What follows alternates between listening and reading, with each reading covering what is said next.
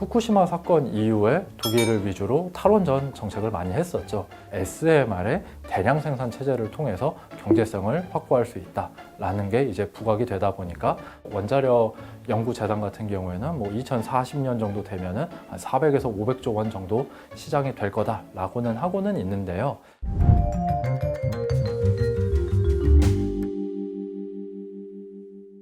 네, 안녕하세요. 반갑습니다. SK증권에서 유틸리티랑 신재생 에너지 산업을 분석하고 있는 남인식 연구원입니다.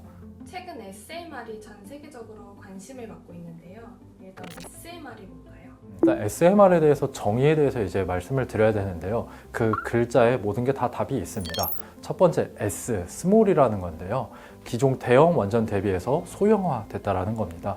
그래서 보통 발전소를 이제 발전 용량을 기준으로 이렇게 나누게 되는데요. 소형 모듈형 원전 같은 경우는 300메가와트 이하 발전 용량이 이제 SMR이다라고 보시면 됩니다. 대형 원전 같은 경우에는 보통 1000메가와트다 보니까 기존 대형 원전 대비해서 한 3분의 1 정도 수준이다라고 보실 수 있겠고요. 다음 단어인 M 같은 경우에는 모듈러입니다. 모듈러라는 게 뭐냐? 조립식 주택을 생각하시면 편할 것 같아요. 기존 대형 원자력 발전소는 아파트처럼 현장에서 시공하는 방식입니다. 기후 변화라던가 뭔가 날씨 변화에 따라 가지고 여러 가지 차질이 생길 수가 있겠죠. 이거를 해결하고자 한 게 모듈형 생산 방식입니다. 그래서 SMR 같은 경우에는 공장에서 어느 정도 다 조립을 한 다음에 현장에서는 시공만 하는 방식으로 이제 설치를 하고 있습니다. 조금 더 빠르게 설치할 수 있는 게 SMR의 모듈형 생산 방식인 거죠. 마지막 단어는 R, 리액터인데 원자로가 굉장히 컴팩트합니다. 비유를 하자면은 기존 진공관 컴퓨터, 옛날에 기술 시간에 한번 사진을 보셨을 것 같아요. 굉장히 크잖아요. 그거가 전통 원전이라고 하면은 SMR 같은 경우에는 태블릿 PC라고 보시면 될 것 같습니다. 원자력 발전소는 하나의 부품들이 워낙 큽니다. 거의 한 4층, 5층 건물 되는 높이인데 이거를 하나의 원자로에 컴팩트하게 담았다라는 게 SMR의 특징입니다. 그래서 요약을 하면은 작고 빠르게 건설할 수 있고 간단한 원자력 발전소라고 이제 이해를 해주시면 좋을 것 같습니다. 원전 사고 이후 원전 비중을 줄여가던 국가들도 최근 SMR 건설에 나서고 있는데요. 기존의 원자력이 아닌 SMR이 주목하는 이유는 뭘까요? 그래서 맥락에 대해서 조금 말씀드리고 싶습니다. 후쿠시마 사건 이후에 사실 많은 나라들이 특히 독일을 위주로 탈원전 정책을 많이 했었죠. 원자력 발전소에 대해서 규제가 많이 심해졌습니다. 후쿠시마 사건이 쓰나미 때문에 발생을 했다 보니까 새로 생긴 규정 자체가 해안가에 있는 원자력 발전소는 방파제를 더 높게 더 깊게 쌓아라. 단편적인 예시인데 이런 것들이 사실은 발전소의 단가를 올리게 됩니다. 기존 원자력 발전소는 저렴하게 발전을 하는 게 특징인데 이런 안전 규제들 때문에 경제성을 조금씩 잃어왔었죠. 근데 SMR 같은 경우에는 이런 경제성 측면에서 한번 도약을 한 기술이라고 보실 수 있겠습니다. 앞서 말씀드렸던 것처럼 모듈형 생산 방식, 대량 생산 체제로 생산을 하다 보니까요. 학습 곡선이 쭉 길게 이어지게 됩니다. 대형 원자력 발전소는 사이트에 가서 건설을 하다 보니까 학습 곡선이 길게 나오기가 어렵습니다. 한국에서 건설하는 거, 사우디에서 건설하는 거, 체코에서 건설하는 거 다 다르잖아요. 학습 효과가 나타나기 어려운데 공장에서 탁탁탁 뽑아내게 되면은 제조 단가가 쭉 내려갈 수가 있겠죠. 그래서 이런 안전 규제가 강화되는 상황에서도 SMR의 대량 생산 체제를 통해서 경제성을 확보할 수 있다라는 게 이제 부각이 되다 보니까 다들 SMR 이런 이야기가 많이 나오고 있다라고 볼 수 있겠습니다. 그러면 이제 SMR의 단점은 뭐가 있을까요? SMR의 단점 같은 경우에는 아직까지는 좀 미래 기술이다라는 게 단점일 수 있겠습니다. 뉴스케일 파워라던가 오클로 같은 미국의 SMR 기업들 주가가 많이 상승은 했는데 아직은 조금 기대감이 반영된 상황이고 실제로 SMR이 전력을 생산하는 단계는 아니에요. 그래서 지금은 설계도, 개념도 정도만 있고 가장 빠르게 기술 개발을 하고 있는 게 뉴스케일 파워라는 회사가 가장 선도적으로 하고 있습니다. 근데 그 회사 계획으로도 2029년에서야 실제로 전력 생산을 하겠다라고 하니까 아직은 시간이 5년 정도가 남은 거라고 볼 수 있겠습니다.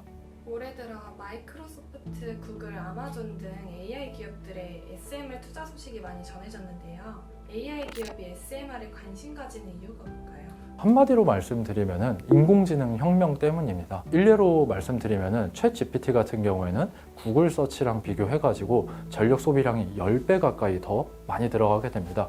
한번 요구할 때 구글 서치보다 챗 GPT가 10배 정도 더 필요하다라는 말인데, 우리가 인공지능이 단순히 검색에서만 멈추는 게 아니라 사무 보조, 그리고 동영상 편집, 그리고 일러스트, 심지어 신약 개발까지도 이제 어플리케이션이 확장이 되고 있습니다. 이 말인 즉슨 인공지능으로 인해서 대량의 전기가 필요하다라는 거죠. 누가? 바로 빅테크 업체들이요. 근데 문제가 뭐냐면은 기존의 뭐 신재생 에너지 같은 경우에는 간헐성 때문에 24시간 돌리지를 못합니다. 바람이라던가 태양은 불 때도 있고 안 불 때도 있으니까요.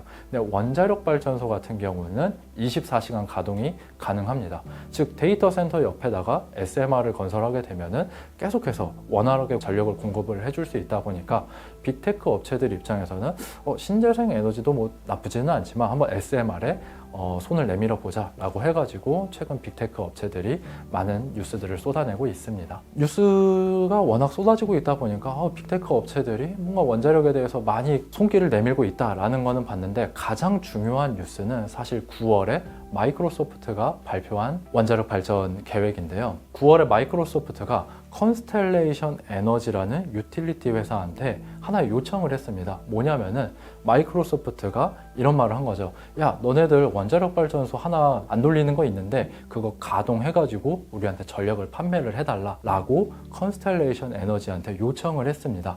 근데 굉장히 재밌는 게 이 재가동하기로 한 원자력 발전소가 3마일 섬 원자력 발전소예요. 1979년에 이 원자로에서 사고가 발생을 해가지고 노심이 융해가 됐거든요. 1호기, 2호기가 있는데 한 개 호기는 그때 셧다운을 시켰고 2호기 같은 경우에는 계속 가동을 하다가 2019년에 셧다운을 시켰습니다.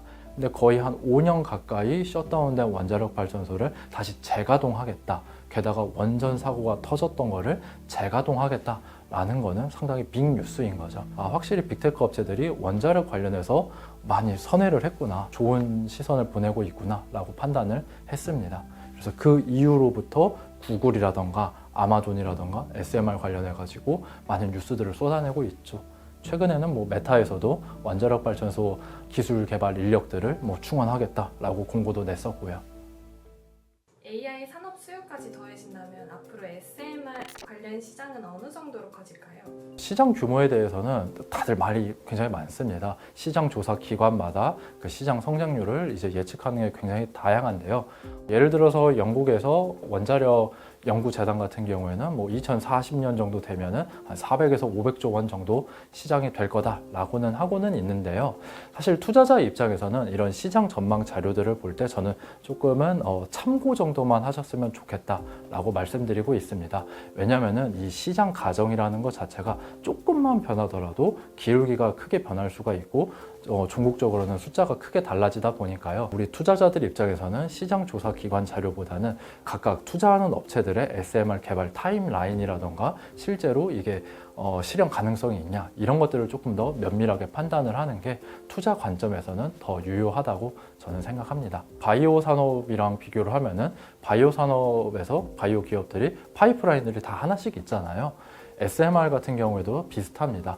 각자가 개발하고 있는 원자로 노형들이 있는데 그 프로젝트들이 또 있습니다. 그 파이프라인들을 면밀히 보시면서 투자를 하시는 게 좋다고 저는 생각합니다. 트럼프 2기 출범을 앞두고 시장은 정책 불확실성에 우려를 나타내고 있는데요. SMR 관련 정책에는 변화가 없을까요? 제 생각부터 말씀드리면은 변화는 없다라고 생각합니다. 우리나라 같은 경우에는 원자력 발전이 이제 진보와 보수 정권 간의 시야가 조금 차이가 많이 있잖아요. 근데 놀랍게도 미국 같은 경우에는 민주당이든 공화당이든 간에 원자력에 대해서는 초당적으로 합의가 된 상황입니다. 미국의 발전을 위해서는 원자력이 필요하다라는 게 이미 초당적으로 합의가 이루어져 있었습니다.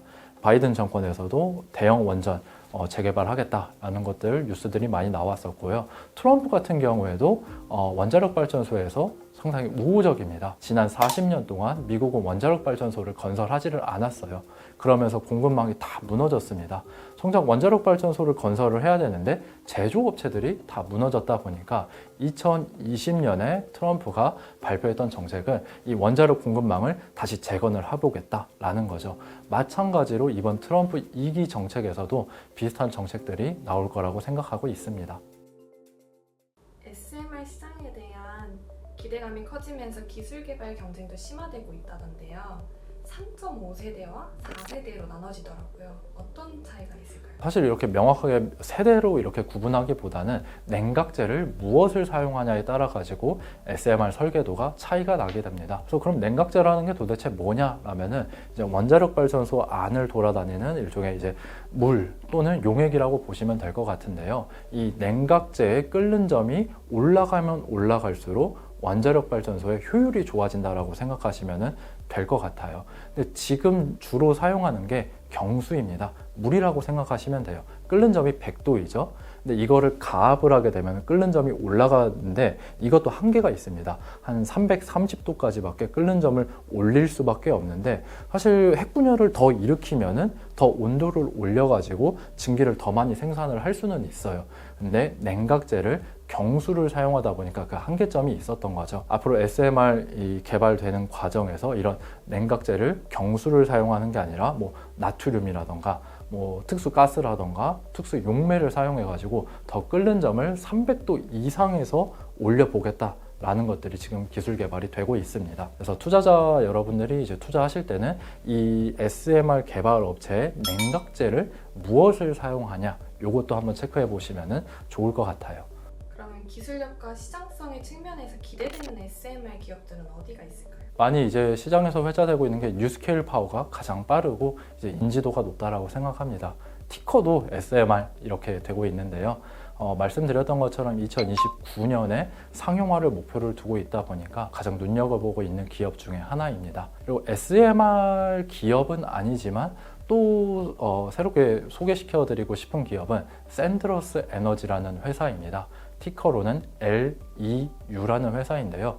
이 회사는 SMR 업체는 아니고 우라늄 농축 회사입니다. 우라늄 광산에서 이 광석을 채굴한 다음에 바로 석탄처럼 발전소에다 넣는 게 아니에요. 정련을 하고 한번 농축을 해야 됩니다. 이 농축을 하는 업무를 하는 게 샌드러스 에너지가 하고 있는 거죠. 근데 지금 돌아가는 판도를 보면은 SMR뿐만이 아니라 대형 원전 역시도 가동률이 올라가고 있습니다. 당연히 우라늄 농축 서비스에 대한 수요가 증가할 수 있겠죠. 자연스럽게 저는 샌드러스 에너지가 수혜를 볼 수 있겠다라고 판단할 수 있겠습니다. SMR 개발이 된다면 한국에서 어떤 수혜를 받을까요?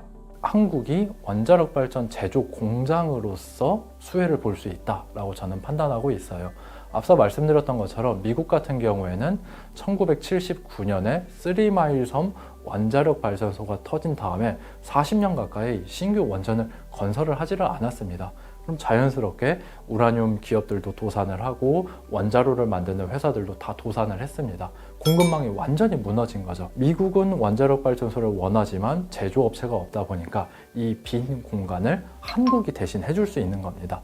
두산 에너빌리티를 필두로 한 창원에 많은 원자력 발전소 관련된 기자재 업체들이 있는데 이들이 수혜를 볼 수 있다는 의미인 거죠. 그래서 반도체 산업으로 예시를 들으면 파운더리라고 보시면 될 것 같아요. 설계도는 미국에서 그리고 제조는 한국에서 한다. 이렇게 보시면 될 것 같습니다.